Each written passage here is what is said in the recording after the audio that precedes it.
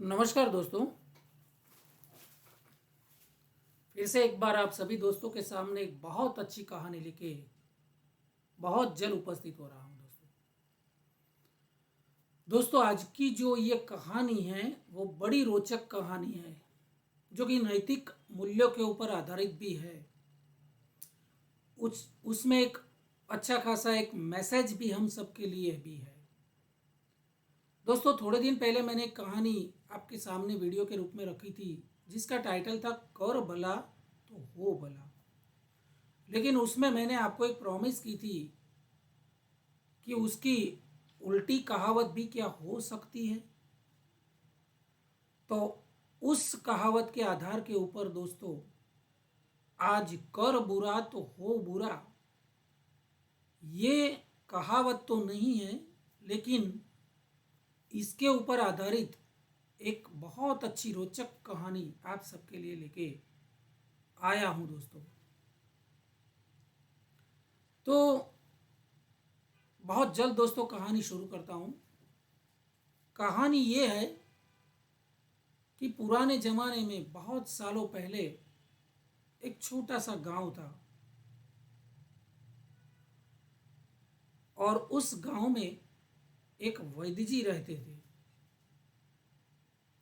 वो पेशे से तो वैद्य जी थे, लोगों की सेवा करते थे और दवाइयाँ देके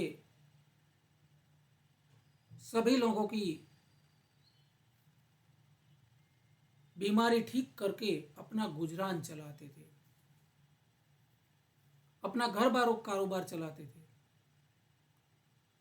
लेकिन दोस्तों कभी कभी ऐसा होता है ना कि धंधा ठीक नहीं चलता है।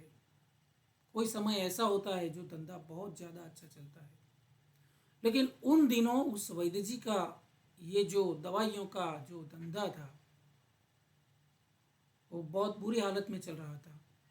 मतलब मानो नहीं चलता था।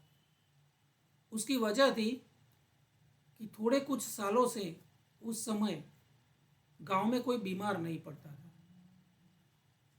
तंदुरुस्ती, हवामान प्रदूषण उस जमाने में नहीं होगा या फिर उस गांव में नहीं होगा तो बीमारियां बहुत कम होती थी। धीरे धीरे वैद्य जी का जो ये दवाइयाँ देने का और ठीक करने का जो व्यवसाय था वो ठीक ठीक नहीं चल रहा था, उनका गुजरान भी नहीं हो रहा था। तो पैसों की, धन की बहुत कमाई हो गई, अरे सॉरी कमी हो गई। इतनी कमी वो महसूस करते थे कि बहुत सोचते थे कि आजकल मेरा धंधा नहीं चल रहा है। तो दोस्तों वैद्य जी के बहुत सोचने पर उन्हें एक विचार आया कि मेरा ये जो व्यवसाय नहीं चलता उसका कारण है क्योंकि कोई बीमार ही नहीं पड़ता है, कोई दर्दी मेरे पास आता ही नहीं है। तो मैं क्या करूं? तो मुझे ऐसा कुछ करना चाहिए कि कोई मेरे पास आए बीमार होके या किसी जख्मी होने के बाद, तो मैं उसको दवाइयाँ देके अपना गुजरान चला सकूं। लेकिन दोस्तों धीरे धीरे उनके दिमाग में एक बुरी सोच आ गई। वो ऐसा सोचने लगे तो उनका दिमाग कुछ ऐसा चला कि वो घर से निकल पड़े, अपनी झोपड़ी में से निकले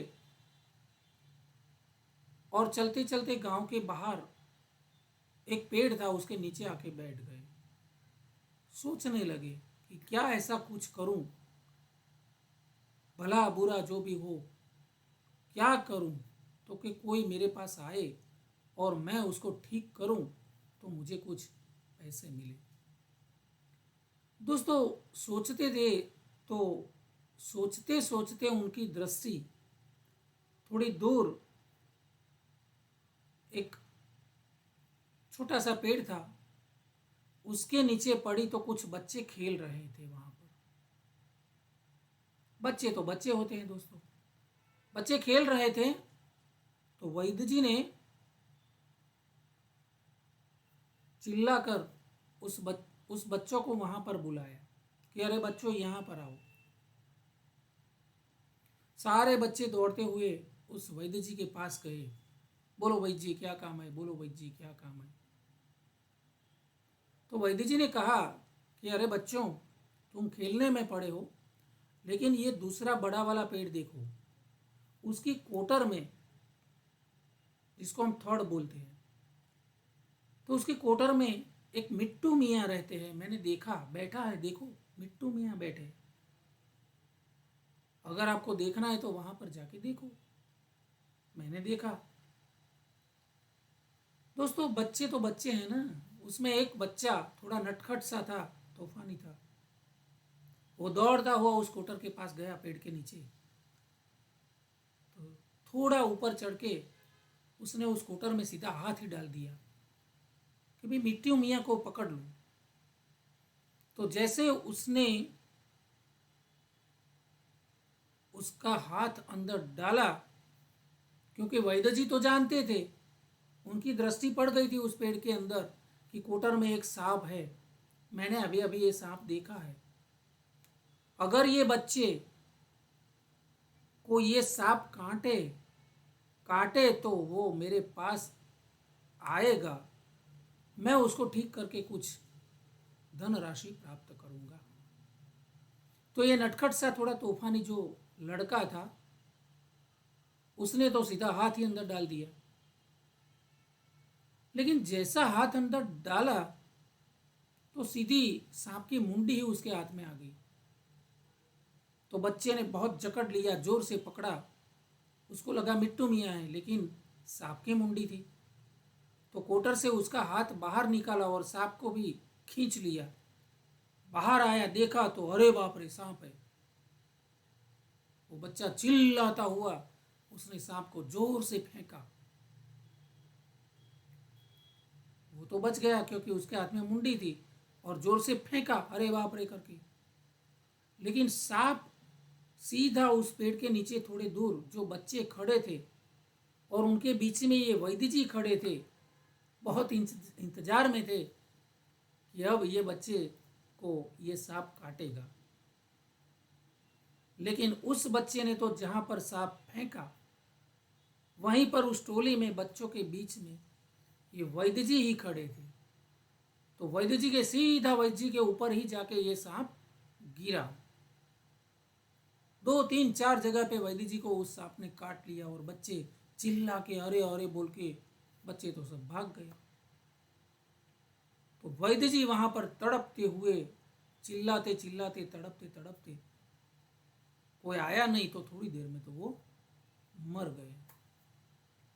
दोस्तों वैद्य जी की इस कहानी और बच्चों की इस कहानी मैं इसलिए कह रहा हूं कि अपने घर का गुजरान चलाने के लिए, थोड़े कुछ पैसों के लिए उन्होंने बुरा सोचना तो शुरू किया, लेकिन उतना बुरा सोचना शुरू कर दिया कि उन्होंने देखा नहीं कि ये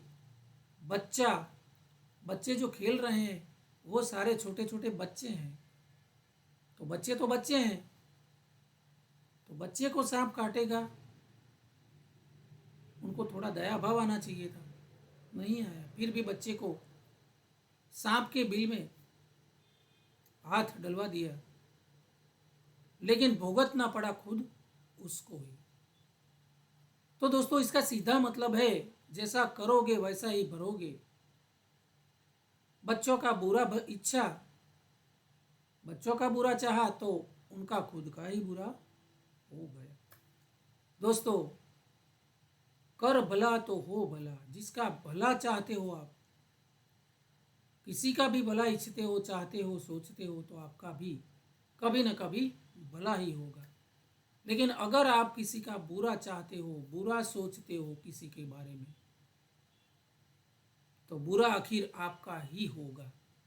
तो इस कहानी का मैसेज है कि दोस्तों हमें हमेशा दूसरों के बारे में भला ही सोचना चाहिए, और अगर आप भला नहीं सोच सकते हैं तो कम से कम बुरा तो नहीं सोचना चाहिए।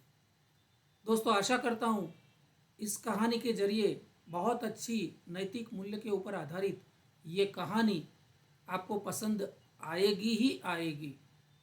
दोस्तों, अगर आपको ये कहानी पसंद आती है तो लाइक ज़रूर कीजिए, और अच्छी लगी हो, इससे भी अच्छी लगी हो तो आपके और सारे ग्रुप में शेयर करना मत भूलिए।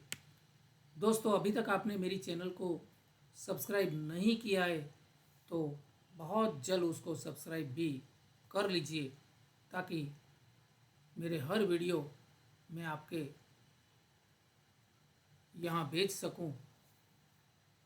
मिलते हैं दोस्तों नेक्स्ट वीडियो में बहुत अच्छी कहानी या कुछ अच्छे नैतिक मूल्यों के आधारित, तथ्यों पर आधारित कुछ बातें लेकर बहुत जल्द आपके सामने वीडियो के जरिए उपस्थित हो जाऊंगा। धन्यवाद। नमस्कार।